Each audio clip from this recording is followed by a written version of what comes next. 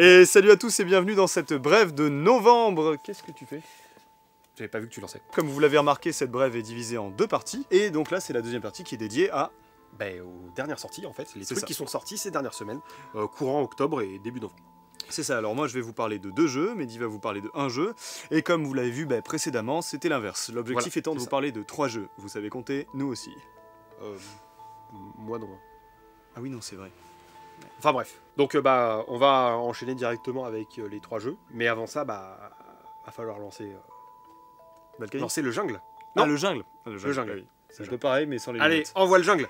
Allez, jungle.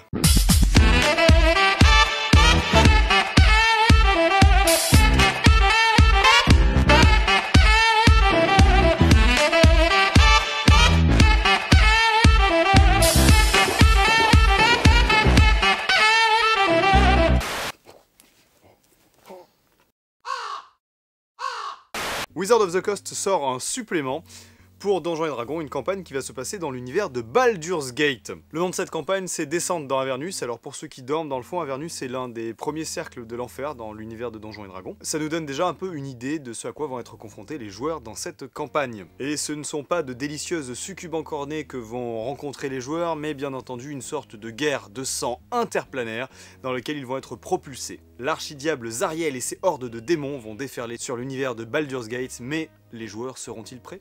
Ça en tout cas je ne sais pas s'ils seront prêts, mais il faut savoir que cette campagne n'est absolument pas réservée à des héros aguerris qui seront versés le sang des démons, mais bien plus à des bouseux débutants. En effet, la campagne est destinée à des personnages de niveau 1 à 13, et il semblerait que ce soit le fait de Wizard of the Coast de toujours proposer des bassins d'évolution assez houleux aux personnages débutants. J'imagine bien certains personnages avec des syndromes post-traumatiques assez dangereux et assez douloureux. Personnellement, j'ai toujours rien à redire sur le produit, c'est juste super, les illustrations sont léchées, la couverture glossy est magnifique avec le vernis sélectif, et on a même droit à une petite version alternative, hein, regardez comme elle est jolie.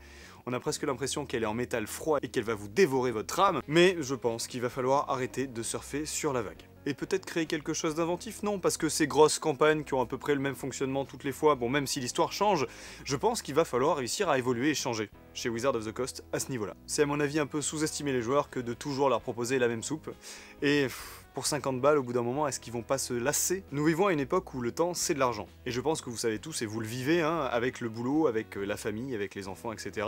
On n'a plus automatiquement le temps de faire ces longues parties de jeux de rôle que l'on faisait quand on était adolescent ou quand on a découvert le loisir. Et le problème, c'est que Wizard of the Coast ne l'a pas compris. Des campagnes fleuves comme ça, on n'a déjà pas le temps de les lire, à mon avis. Enfin, du moins, c'est d'un point de vue personnel, hein. Peut-être que vous avez le temps de les lire. Mais sorti à peu près tous les mois ou tous les 2 mois, il y a quelque chose de nouveau qui sort chez Wizard of the Coast, j'ai pas le temps de tout lire, hein. Il va falloir faire un choix. Et si on suit ça, il va falloir des campagnes beaucoup plus survoltées, beaucoup plus limpides et beaucoup plus impactantes pour réussir à attirer l'attention des joueurs et surtout des nouveaux joueurs. Donc je crois pas que l'avenir du jeu de rôle puisse se construire sur ce modèle de campagne fleuve, ou du moins sur ce modèle de campagne trop récurrente, parce qu'une campagne fleuve de temps en temps, ça peut être intéressant toujours, hein. Ça vraiment je critique pas, c'est fabuleux de vivre une campagne fleuve. Mais bref, à mon avis, là, Wizard of the Coast, faudrait qu'il se bouge un peu pour sortir quelque chose de nouveau, et pas nous ressortir la énième chose pour nous faire imaginer que nous sommes 50 ans plus tôt. Dans le... Ça on dirait Manuel Valls sous cocaïne quoi. Eh bien quant à moi, je vais te parler d'une dernière sortie de chez Black Book Edition, The Strange, qui a été financé sur le site de Black Book Edition, avant Game on Tabletop, en juin-juillet 2018. Alors, The Strange, qu'est-ce que c'est? Eh bien, ça va être un jeu un peu étrange, comme son nom l'indique, où le groupe va incarner des agents du Domaine, une organisation vouée à protéger la Terre des multiples réalités et chaos spatio-temporels qui l'entourent. Tout ce bordel est appelé l'Étrange, qui fut, a priori, il y a très très longtemps, un réseau de transport galactique, mais qui a complètement dégénéré. C'est chaotique, c'est au-delà de toute notion de physique, il n'y a pas de dimension, pas de gravité, ni rien, mais en son sein, on peut quand même y trouver des récursions. Les récursions sont des mondes stables, un peu comme la Terre, mais qui sont régis par des lois qui peuvent être différentes de cette dernière, comme l'un des 2 mondes proposés lors du financement, qui permettra de jouer dans un univers assez axé Heroic Fantasy. Alors, dans tout ce fatras, il y a ce qu'on appelle des dévoreurs de mondes, qui sont les menaces absolues pour ces récursions et pour la Terre, qui se sert plus ou moins des récursions comme zone tampon, au cas où s'il y en a un qui s'énerverait un peu trop. Alors, du coup, dans ces récursions, le domaine va y installer des agents pour surveiller l'arrivée d'un dévoreur de monde ou surveiller aussi ces mondes qui pourraient se révéler être une menace pour la Terre.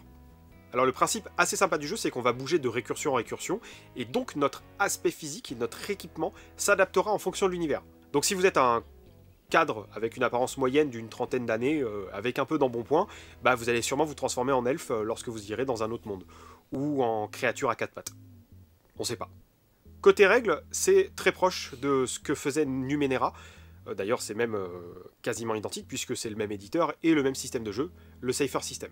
En gros, pour faire simple, tu as 3 caractéristiques, la puissance, la célérité et l'intellect. Et dans chacune, tu vas trouver 3 éléments. Il y a la réserve, hein, qui est le score de la carac et les points que tu peux dépenser.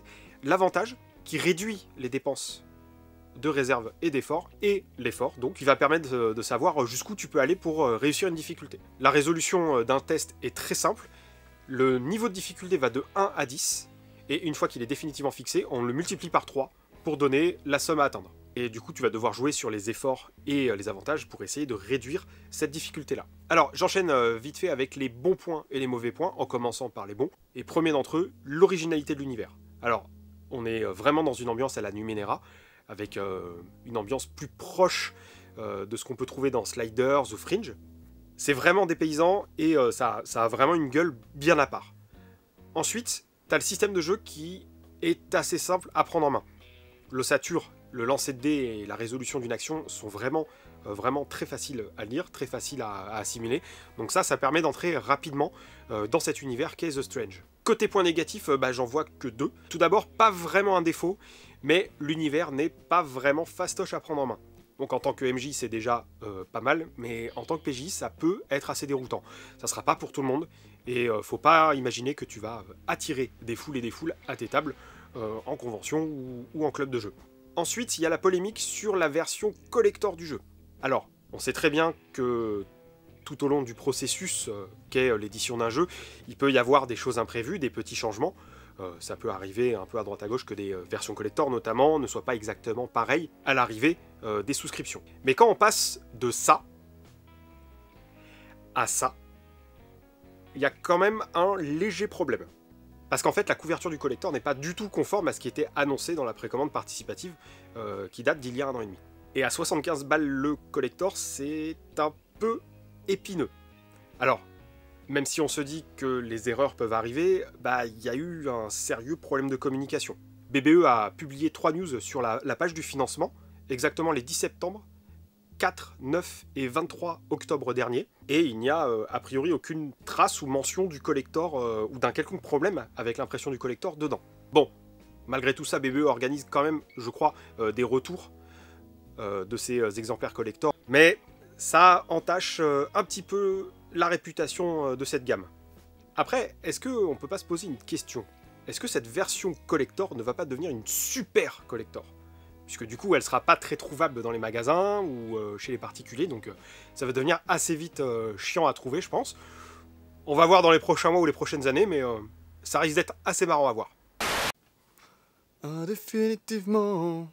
Et je vais continuer avec The Rise of Tiamat, Tyranny of Dragon. Excusez encore cet accent anglais, je sais le lire l'anglais, mais je ne sais pas trop le parler. Dans sa frénésie, Wizard of the Coast continue à nous sortir des choses, et même aussi des rééditions de choses qui ont pas mal plu, semble-t-il. Mais évidemment, hein, pour défendre Wizard of the Coast, à chaque fois, ils nous sortent de splendides ouvrages qui sont bien travaillés avec de belles illustrations et de magnifiques couvertures. Toujours la couverture alternative. Hein. Je me pose une question. Est-ce qu'on pourrait même avoir un Donjons et Dragons alternatif? Une sorte de Donjons et Dragons qui aurait évolué avec son temps. Enfin, je sais pas, je dis comme ça. Bon, je peux paraître un peu critique là-dessus, mais c'est juste que à force de voir toujours la même chose, ça commence à me faire voir rouge, même si j'adore et que Donjons et Dragons, c'est toujours mon jeu de rôle de cœur. Alors, est-ce que la vache à lait est encore prête à dépenser 50 balles dans un bouquin? Et je dirais, oui, parce que l'ouvrage est splendide. Vous en aurez pour votre argent, hein. 2 campagnes sont mises au goût du jour dans cette nouvelle version, avec également des errata, et ce qui me plaît particulièrement dans le travail qui est proposé ici, ce sont des retours sur la création de la campagne et différentes réflexions sur comment est-ce qu'ils en sont venus à trouver cette idée pour la campagne, écrire cet arc narratif. Bref, de quoi donner de l'inspiration au maître de jeu. Je passe les errata qui ont pour objectif de faire au dragon une peau neuve et d'éviter qu'il y ait quelques incompréhensions dans la lecture de l'ouvrage. Et si on résume, finalement, ça fait un très bel ouvrage que vous pourrez avoir dans votre salon. Et je dis bien salon parce que, à mon avis, si vous avez toute la collection Donjons et Dragons, ça fait un magnifique musée du jeu de rôle. Et vous pourrez être vachement fier de le présenter aux personnes qui rentrent chez vous. Cependant, est-ce que vous allez avoir le temps de tout lire? Ça, je sais pas, parce que les sorties sont quand même assez frénétiques. Et j'ai l'impression que, finalement, la rage capitaliste du jeu de société commence à tomber manifestement sur le jeu de rôle et à produire toujours plus de jeux de rôle.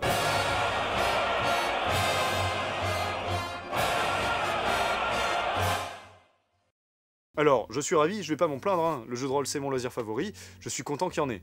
Mais là, il va falloir réellement faire une sélection, sinon je vais finir étouffé. Alors, j'ai une mauvaise nouvelle, c'est la fin de cette brève des dernières sorties de novembre 2019. Ben, moi, ça me déprime. Ouais. Parce que déjà que, avec la brève normale, on les quittait une fois. Là, c'est deux. Bah, tu sais, moi je les quitte avec la brève de jeu à chaque fois, et puis je reviens, hein. Comme Ouais, Raymond mais Poulidor, tu triste. vois. Bon, t'es toujours deuxième, du coup, mais... En plus, t'as un nom, c'est Poulidor. Ouais, c'est pas sexy, ça, j'avoue, mais bon, c'est déjà ça, hein. Est-ce qu'on est les Poulidors du rôliste? Bon, si vous voulez faire plaisir à JB pour qu'il arrête de chialer, parce que c'est un peu embêtant, il y a la section commentaires, hein, vous pouvez interagir avec nous. C'est ça. Il y a la page Facebook, le compte Twitter et le compte Instagram aussi, sur lequel on poste des vidéos, des trucs. Voilà. Plein de choses. Vous pouvez réagir, Des bêtises, nous envoyer des parfois. messages privés. Si jamais tu l'as pas vu, il y a la brève des jeux à sortir. Oui, c'est ça. Qui a été publié quelques jours avant cette Donc vidéo. n'hésite pas à rétrocéder Voilà. là-dessus.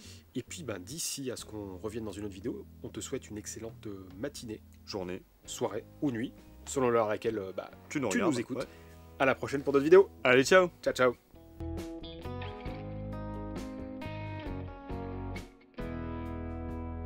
Il y a des stories Instagram avec Jean-Baptiste nu actuellement au moment où je tourne cette vidéo.